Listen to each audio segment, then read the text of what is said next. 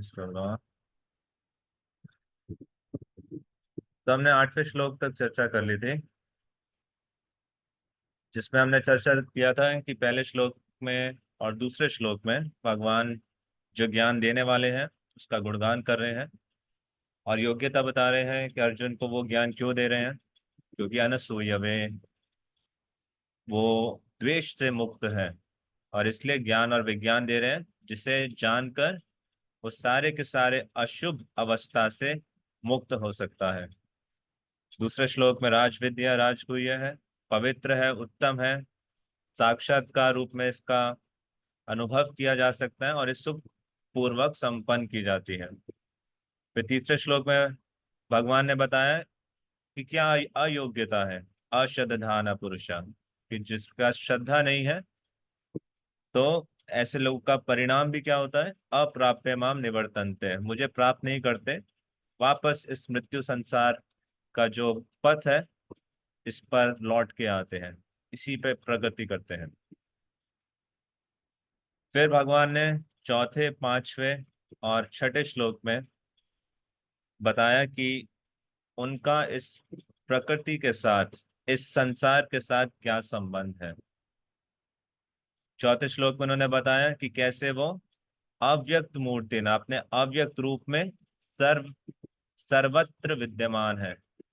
मत्स्थानि सर्वभूतानि, कि सारे जीवात्मा सर्वभूतानि भगवान में है और भगवान उनमें नहीं है। फिर पांचवें श्लोक में इससे बिल्कुल उल्टी चीज बताते हैं, ना च मत्स्थानि भूतानि, कि वो सारे लोग मुझ में नहीं है जीवात्माएं, और ये भगवान का योग ऐश्वर्य है, जिसपे हमने डिटेल में चर्चा किया था कि इस कॉन्ट्रडिक्शन का क्या अर्थ है और शिला प्रभुपाद किस प्रकार से तात्पर्य में इसका वर्णन कर रहे हैं। तो पुरानी रिकॉर्डिंग्स आप सुन सकते हैं इसके एक्सप्लेनेशंस के लिए। और इसी बात को समझाने के लिए भगवान कृष्ण एक उदाहरण देते हैं कि जिस प्रकार से जो वायु है वो आकाश में स्थित है, सर्वत्र है, सबसे महान चीज है, परंतु फिर भी वो आकाश में स्थित है।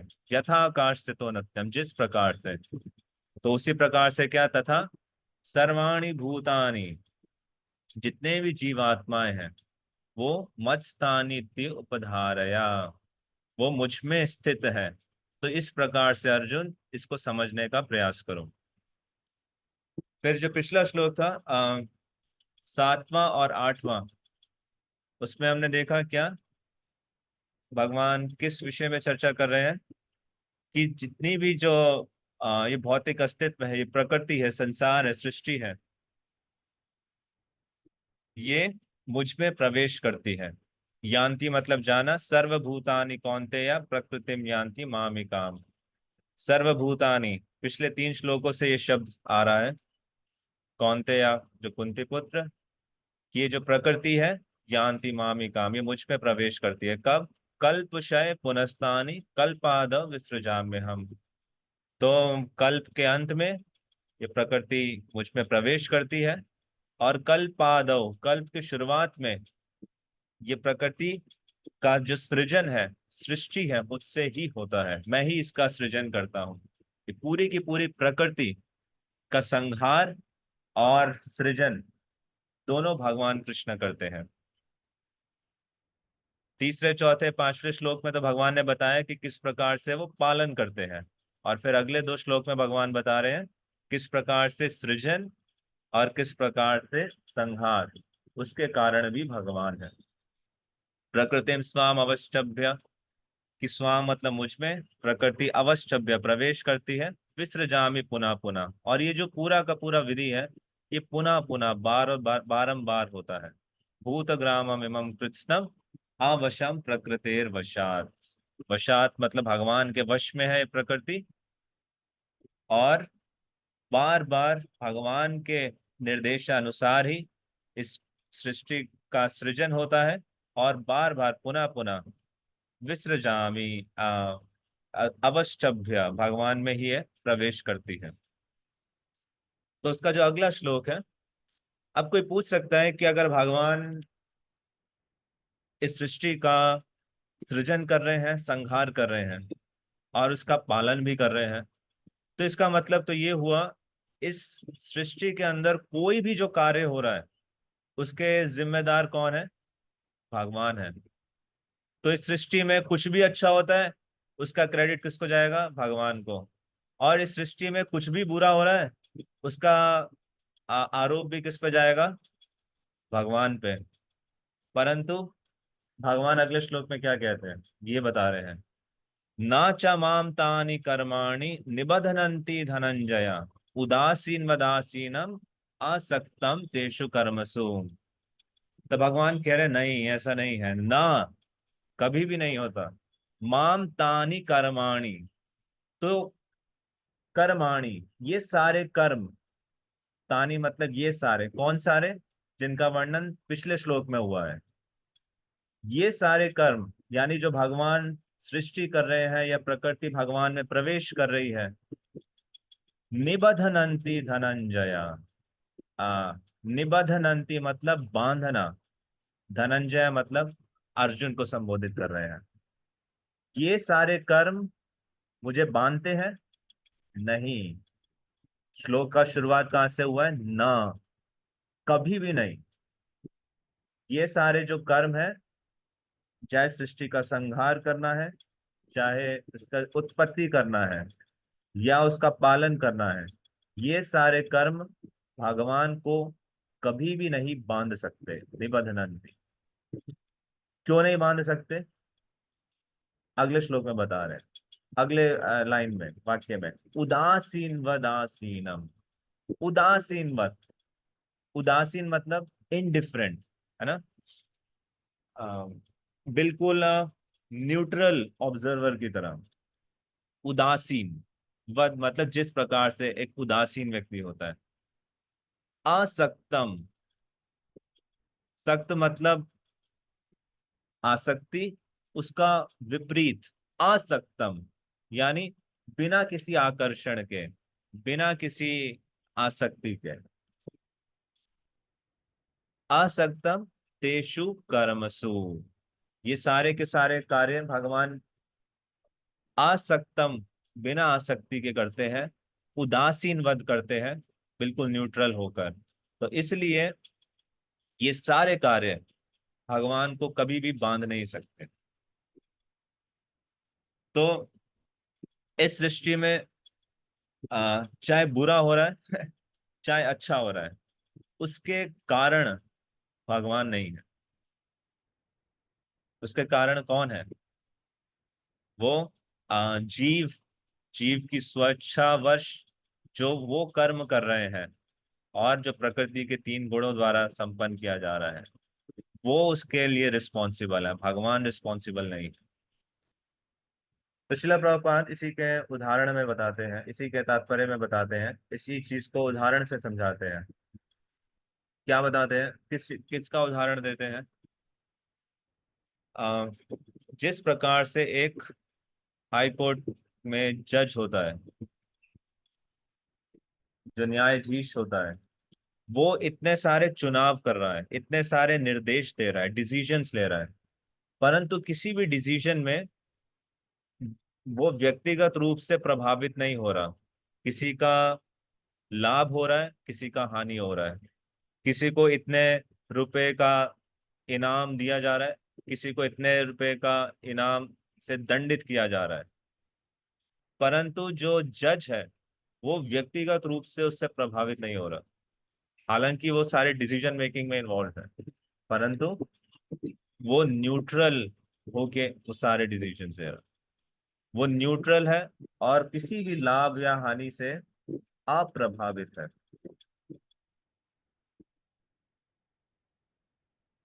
तो कोई पूछ सकता है कि अगर भगवान यहाँ पे उदासीन वत लिखा है और असक्तम लिखा है, और किसी भी कार्य जो भगवान को बांधता नहीं है, तो क्या भगवान का कोई कार्य नहीं है?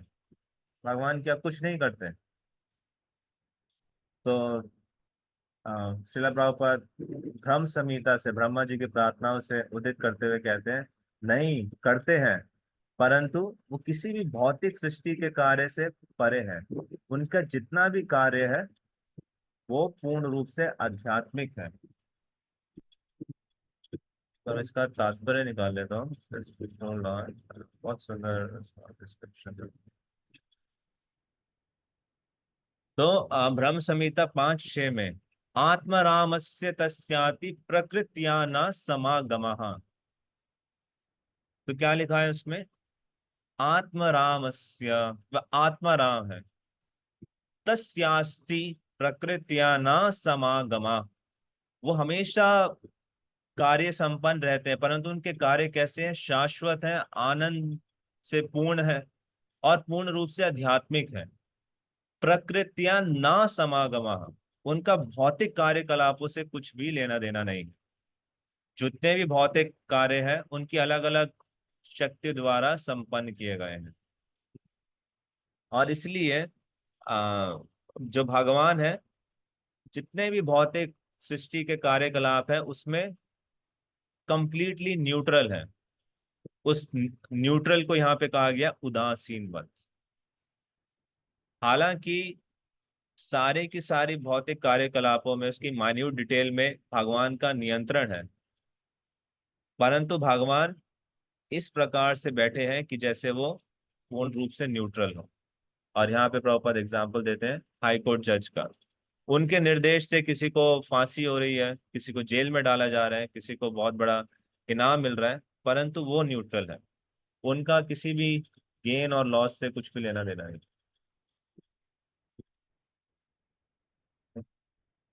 तो अगले श्लोक में भी इसी प्रकार से आएगा, उसको अभी एक्सप्लेन नहीं करें, बट उसका जो फ्लो तो कोई कह सकता है कि अगर भगवान उदासीनवत है और असक्तम है, तो क्या भगवान इस सृष्टि को फिर क्या कंट्रोल नहीं कर रहे? नहीं। उसके बाद भगवान अपने ऐश्वर्य ज्ञान को कंक्लूड करते हुए कहते हैं कि उस हर चीज भगवान की इच्छा अनुसार ही हो रही है। मयाध्यक्षेण प्रकृति, सारी की सारी जो प्रकृति है मयाध्यक्षेण, भगवान के दृष्टि के अंतर्गत ही, निर्देश अनुसार ही कार्य कर रही है। अपनी जो सुप्रीम विल है उसको भगवान स्थापित करते हैं अगले श्लोक में। और फिर कोई पूछेगा कि अगर भगवान का ऐसा ऐश्वर्य है कि भगवान इस पूरी सृष्टि को संहार भी कर रहे हैं, उसका सृजन भी कर रहे हैं, पालन भी कर रहे हैं, हर जगह विद्यमान भी है, परंतु इससे बिल्कुल अलग भी है, न्यूट्रल भी है, आसक्त भी है, परंतु साथ ही साथ मयाध्यक्षेण, भगवान की प्रकृति के अंतर्गत ही हो रहा है। तो ऐसा क्यों होता है कि कुछ लोग भगवान का सम्मान नहीं करते या भगवान को स्वीकार नहीं करते? तो इसलिए भगवान फिर आगे बताएंगे कि ऐसा क्यों होता है। अब जानन्ति मामूढ़ा मोघाशा मोघ कर्माण। एनीवे वो जब आएगा तब डिस्कस करेंगे उसको। तो पहले भगवान बताएंगे कि जो भगवान को स्वीकार नहीं करते उनके बारे में, क्यों स्वीकार नहीं करते। फिर भगवान बताएंगे उनका बारे में जो भगवान को स्वीकार करते हैं, भगवान का सम्मान करते हैं। वो सब कौन है? महात्मानस्तु मां पार्थ सततम कीर्तयन्तो मां। तो इन्हीं श्लोक में अभी तो सिर्फ हमने मीनिंग डिस्कस किया है, बट हर इसका प्रैक्टिकल एप्लीकेशन से बहुत सारे चीजें कनेक्टेड हैं। But anyway there is less time, we'll stop here. Thank you. Hare Krishna.